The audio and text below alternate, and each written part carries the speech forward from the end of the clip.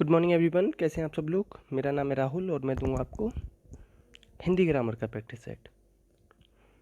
ठीक है, तो डेली सुबह 7 बजे आपको मिलता है एक्सपेक्टेड क्वेश्चंस, थोड़ी सी ट्रिक्स, थोड़ा सा प्रीवियस ईयर।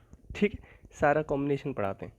और हिंदी ना हम यहाँ कोई स्पेशल एग्ज़ाम के लिए नहीं पढ़ाते। मेरा मानना है हिंदी हिंदी है और सभी एग्ज़ामों के लिए एक ही है। ठीक है, एक आध टॉपिक इधर उधर हो जाता है, उसके लिए इतना मत चिंता किया करो। ठीक है, घाट घाट का पानी पीना, घाट घाट का। अच्छा चलो एक चीज़ बता दूँ, बहुत सारे लोग कहते हैं सर मेरा 1 नंबर से सीटेट रह गया। कभी भी 1 नंबर से सीटेट नहीं रहता। उसके अलावा जो 60 नंबर थे उसमें क्या किया, 150 होते ना, 89 आए आपके, 1 नंबर से रह गया आप कहते हो, तो 60 नंबर और भी थे, वहाँ कोशिश कर लेते। तो ये सब हम ना अपने आप को बचाते हैं, बस मेहनत करो बहुत। देखो शुरू करते हैं, सॉरी अगर बुरा लगाओ तो। घाट घाट का पानी पीना, इसका अर्थ क्या है? इसका अर्थ होता है सबसे बहुत अनुभवी होना। मतलब इस घाट पे भी गया, इस घाट पे भी गया। जब हर घाट पे आप जाओगे तो हर जगह के अनुभव लोगे। ठीक है, नेक्स्ट, मान न मान मैं तेरा मेहमान। कभी कभी क्या होता है कि तुम स्कूल में कुछ खा रहे हो, मेरे साथ तो बहुत हुआ है, और फिर आपके साथ कोई दोस्त आ गया कि यार हमें नहीं खिलाओगे, यार हम भी तो दोस्त हैं। तो फिर वो उसे बताए क्या कहते हैं, ज़बरदस्ती गले पड़ना। ठीक है, आंसर क्या हो जाएगा? ए। नेक्स्ट, नेक्स्ट है आपका वयोवृद्ध निरोग पुरस्कार। देखो ये वाला मैंने नहीं करा है। अब ये क्वेश्चन आ जाए फिर आपको सर कराया नहीं, ये तो कम से कम 2 बताए मैंने, इनके आधार पर ही लगाया थे। संधि का विलोम क्या होता है? विग्रह। संधि किस में होती है? संधि वर्णों में होती है। वर्णों के मेल को संधि और शब्दों के मेल को समास कहते हैं। निरोग का मैं हमेशा बताता हूँ निहेधन रोग, पुरहधनकार पुरस्कार, वयहधन वृद्ध वयवृद्ध। आंसर हो जाएगा डी। अब एक क्वेश्चन और बनता है, देखो इस तरीके से निरोग दे देगा, ये बर्तनी अशुद्ध है, शुद्ध बर्तनी होती है निरोग। क्या होती है? निरोग। ठीक है, एक न्योछावर और लिख लेना, न्योछावर। याद ऐसे करना, यहाँ पे 2 मात्रा दे सकता है मगर यहाँ 1 मात्रा आएगी हमेशा। ठीक है, तो नेक्स्ट, इसमें से कौन सा कथन सही नहीं है? व्यंजन का मेल व्यंजन से या स्वर से हो तो व्यंजन संधि सही है। 2 वर्णों के मेल की संधि ऊपर वाले क्वेश्चन बताए। विसर्ग का मेल स्वर से हो तो, या व्यंजन से तो विसर्ग संधि। अब देखो स्वर का मेल विसर्ग से हो तो विसर्ग संधि नहीं होती, विसर्ग का मेल स्वर या व्यंजन से हो तब होती विसर्ग संधि। तो आंसर ये हो जाएगा, यही गलत है। नेक्स्ट, निर्वेद का स्थायी भाव क्या होता है? निर्वेद किसका स्थायी भाव है? तो शांत रस का होता है निर्वेद। शांत रस कौन सा रस है? 9वां। भरत मुनि कितने रस माने इन्होंने? 8। 9वां रस इसको शांत रस को नहीं माना है। रौद्र किसका है? क्रोध का है। रौद्र मतलब समझ रहे हो, शिव जी को जब गुस्सा आता है ना तो क्रोध निकलता है, रौद्र। रौद्र भी है ना उनका पर्यायवाची। करुण और घृणा, इन दोनों, ये दोनों किसके स्थायी भाव है? इसका आप जवाब बताओगे। नेक्स्ट, नेक्स्ट है अधिकरण एवं अपादान कारक की विभक्ति बताओ। अधिकरण में आती मैं, पे, पर। अपादान में से, तो मैं, पे, पर और से। इसमें ना को किसकी होती है? कर्म की। ठीक है, और के लिए ये होती है संप्रदान। गरीबों को कुछ दान देते हैं तब आता है। ठीक है, नेक्स्ट, इसमें से कौन अंतस्थ वर्ण है? अंतस्थ वर्ण बताने। अंतस्थ वर्ण 4 होते हैं, य, र, ल, व। ठीक है, या और वा, जैसे वाई और डब्लू आपके होते हैं ना, इसी तरीके से ये भी अर्धस्वर होते हैं। क्या होते हैं? अर्धस्वर। रा लुंठित या प्रकंपित और ला पार्श्विक, ये भी याद रख लेना। तो इसमें कौन सा मिल रहा है? ये मिल रहा है। ठीक है, पा क्या होते हैं? ओष्ठ होते हैं। क्या होते हैं? ओष्ठ। ये यश तालु वाला, ये तो क्या है? तालु, ताए, तालु है। और छा क्या है? संयुक्त व्यंजन है। नेक्स्ट, किसको अनुस्वार के नाम से जाना जाता है? ये अनुस्वार होता है, ये अनुनासिक होता है, और जब भी शब्दकोश की बात करें ना, शब्दकोश, अच्छा शब्दकोश में ये वाला श आएगा या ये वाला श आएगा, तो आप बताना कौन सा आएगा। ये वाला सबसे पहले आता है शब्दकोश में, और अनुस्वार इसे ही कहते हैं और इसे अनुनासिक कहते हैं। अयोगवा 2 होते हैं, ये और ये। नेक्स्ट, किसका उच्चारण स्थान तालु है? तालु से क्या बोले जाते हैं? च वर्ग के। च वर्ग प्लस य श ई ये बोले जाते हैं। तो कौन सा दे रखा है इसमें? तो ये दे रखा है आपका ये। टा क्या है आपका? तालु मूर्धन्य। उ क्या है? ओष्ठ। ये क्या है? कंठ। ठीक है, इस तरीके से एक्सप्लेन करूं या ना करूं बता देना यार, बहुत सारे लोगों का फिर आता है कि सर मत करो। अब देखो ये उरस्य व्यंजन क्या है, इसकी ट्रिक मैंने पता है कैसे याद रखी? मैं इसे रहस्य समझ पढ़ता हूँ, हमेशा क्या पढ़ता हूँ? रहस्य। इसके बीच में क्या लगा देता हूँ? ऑटोमेटिकली हा, तो अपने आप याद आ जाता है कि उरस्य व्यंजन किसे कहते हैं? हा को। अब ये मत पूछना सर ये क्या होता है, ये सब बस याद करने वाली चीज़ है। ला क्या होता है? ये सा क्या होता है? दंत से बोला जाता है। पा ओष्ठ बता दिया, या मैंने अर्धस्वर बता दिया, और ये कहाँ से बोला जाता है? तालु से। नेक्स्ट, मैया मैं तो चंद्र खिलौना ले हूँ। अलंकार का संधि पूछे तो अलम धनकार। अब एक चीज़ और बता दूँ आपको कि अलंकार का मतलब होता है आभूषण। अलंकार के प्रवर्तक कौन है? भामह। अब देखो चंद्र खिलौना, खिलौना कैसा है?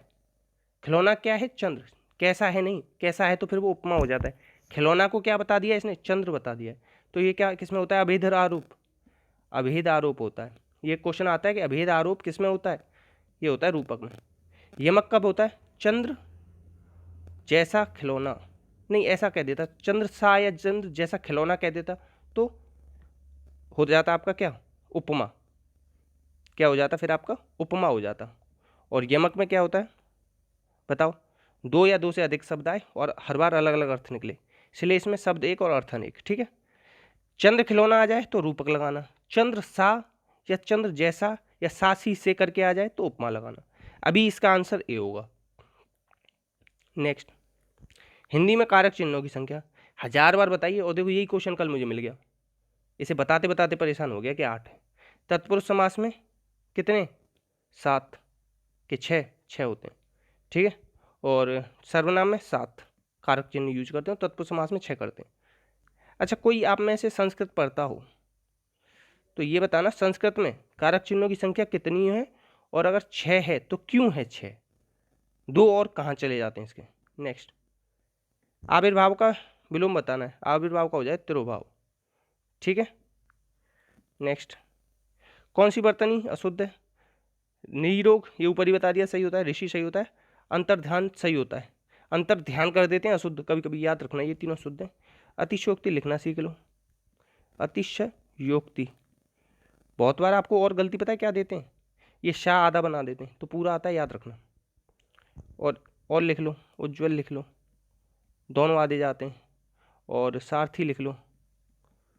ठीक है, और आप सारथी लिख लिया, ये लिख लिया, कवित्री लिख लो। ठीक है, आशीर्वाद लिख लो। ठीक है, नेक्स्ट, संविधान के किस भाग में हिंदी है? तो भाग तो 17 में। अनुसूची पूछ ले किस में? तो अनुसूची 8 में। भाषाएं आपकी कितनी? 22 हैं इसमें। 343 से लेकर 351 अनुच्छेद हैं इसके। हिंदी की लिपि देवनागरी है, हिंदी श्लिष्ट योगात्मक है, भारोपी परिवार की भाषा है। ठीक है, और ये बता सकता हूँ कि हाँ 10 जनवरी को विश्व हिंदी दिवस अभी मनाया है हमने, कल परसों ही। ठीक है, याद रखना है इतना चीज़, तो आंसर क्या हो जाएगा? ये। नेक्स्ट, स्पर्श व्यंजन की संख्या बतानी है, तो स्पर्श व्यंजन की संख्या कितनी? 25 है। नेक्स्ट, देवनागरी लिपि कैसे लिखी जाती है? देखो लिख के बताता हूँ। राम जाता है, इधर से लिखना शुरू किया और इधर गया, तो इधर क्या होता है? बायां, इधर दायां, तो बाएं से दाएं लिखी जाती है। अच्छा, ऐसी कौन सी लिपि है जो दाएं से बाएं लिखी जाती है? ऐसा अगर किसी को पता हो तो बताना, एक लिपि है ऐसी जो दाएं से बाएं लिखी जाती है। नेक्स्ट, छ ध्वनि का उच्चारण स्थान क्या है? च के बाद आता है छ, ज, छ, ये, तो ये कहाँ से बोले जाती हैं? तालव्य से बोले जाती हैं। ओष्ठ से क्या बोला जाता है? पा वर्ग। वर्ष क्या है? छोड़ दो इसे। दंत से क्या बोला जाता है? ता वर्ग। नेक्स्ट, इसमें से अघोष अल्पप्राण कौन से? अल्पप्राण होते हैं 1, 3, 5 किसी भी वर्ग के। अघोष कौन से होते हैं? पहला या दूसरा। तो का ये दोनों तो पहला दूसरा क्या होते हैं? और ये यहाँ पे भी ये पहला और ये दोनों क्या होते हैं? पहले होते हैं। ठीक है, आंसर हो जाएगा डी। नेक्स्ट, अघोष वर्ण बताना है। अघोष कौन से होते हैं? पहला, दूसरा और कौन कौन से होते हैं, शा शा सा, ये भी तीनों आते हैं, याद रखना। तो ये हो जाएगा, ठीक है, याद रखना। नेक्स्ट, हिंदी वर्णमाला में संयुक्त स्वर भी आपके 4 हैं, संयुक्त व्यंजन भी आपके 4 हैं। तो संयुक्त स्वर पूछ रहा है तो ये हो जाएंगे, ठीक है, याद रखना। ठीक, और मैं क्या बता सकता हूँ आपको, हाँ संयुक्त व्यंजन याद कर लो, छ त्र ज्ञ श्र, 4 होते हैं। और इसमें कौन कौन से रहेंगे, ए और ओ और रहेगा, याद कर लेना। और प्लीज़ देखो यार, मैंने अभी तक बोला नहीं ना, तो आप लोग शेयर भी नहीं करोगे, गारंटी है मेरी। और जबकि मैं अपना बेस्ट दे रहा हूँ आप लोगों के लिए, इतना कम टाइम में इतना एक्सप्लेन करें ना, तो हमें भी बताओ यार, मैं भी उसी से पढ़ लूँ।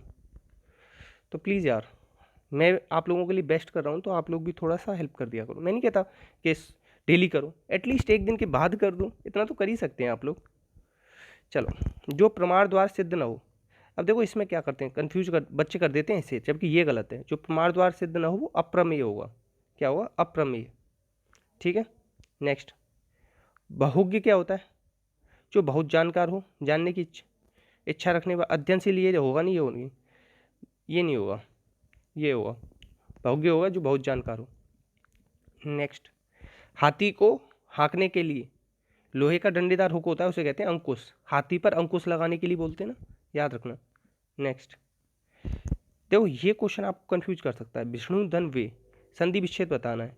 तो देखो पहले तो इसमें बता दूं कि 3 पेयर वाला शब्द है ये, तो ये क्या होगी, अयादि। अयादि में क्या, देखो ओ के बाद अगर कोई भिन्न स्वर आ जाए जैसे ये, तो ये अवे में बदल जाता है, ठीक है। तो ये हो जाएगा विष्णु धन ए, विष्णु वे।